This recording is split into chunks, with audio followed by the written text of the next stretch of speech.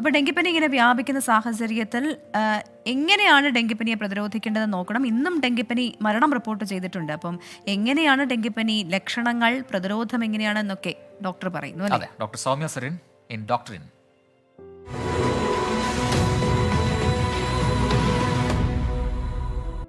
ഇന്നലെ നമ്മൾ കേട്ടത് ഡെങ്കിപ്പനി പ്രതിരോധത്തെ പറ്റിയാണെങ്കിൽ ഇന്ന് നമ്മൾ ചർച്ച ചെയ്യുന്നത് ഡെങ്കിപ്പനിയുടെ ലക്ഷണങ്ങളെ പറ്റിയും ഏത് സന്ദർഭത്തിലാണ് ഇത് വളരെ അപകടകരമായ അവസ്ഥയിലേക്ക് പോവുക എന്നതിനെ പറ്റിയുമാണ്.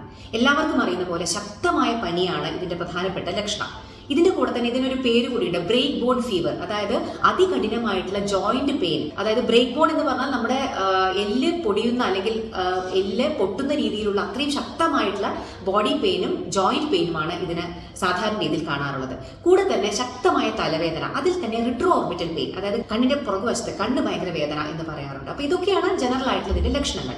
ഇതിൽ തന്നെ എല്ലാവർക്കും അറിയാലോ, പ്ലേറ്റ്ലെറ്റ് കുറഞ്ഞു പോകുന്നത് ഇതിന്റെ വളരെ ടിപ്പിക്കൽ ആയിട്ടുള്ള ഒരു ഫീച്ചറാണ്. പ്ലേറ്റ്ലെറ്റ് നമ്മുടെ രക്തം കട്ടുപിടിക്കാൻ നമ്മെ സഹായിക്കുന്ന ഒരു ഘടകമാണ്. ഇത് കുറഞ്ഞു പോകുന്നതിന്റെ ഫലമായിട്ട് തന്നെ പലപ്പോഴും ബ്ലീഡിംഗ് മാനിഫെസ്റ്റേഷൻസ് ഉണ്ടാവാം. ചിലപ്പോൾ നമുക്ക് മലത്തിൽ കൂടെ ബ്ലഡ് പോവാം, ചിലപ്പോൾ വായിൽ നിന്ന് ബ്ലഡ് വരാം, മൂക്കിൽ നിന്ന് ബ്ലഡ് വരാം, സ്കിന്നുകളിൽ ബ്ലീഡിംഗ് ഉണ്ടാവാം.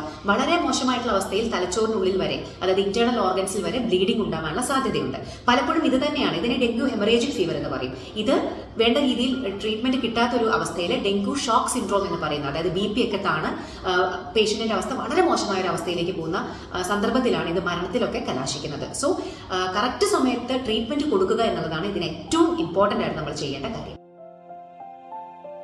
യെസ്, അപ്പോൾ അതാണ് ഡോക്ടർ ഇന്ന് പറഞ്ഞെന്ന കാര്യങ്ങൾ. ഡെങ്കു എങ്ങനെയാണ് നമുക്ക് പ്രതിരോധിക്കാൻ സാധിക്കുക, അതിൻ്റെ ലക്ഷണങ്ങൾ എന്താണെന്നൊക്കെ കാര്യങ്ങളാണ് ഡോക്ടർ ഇന്ന് പറഞ്ഞത്.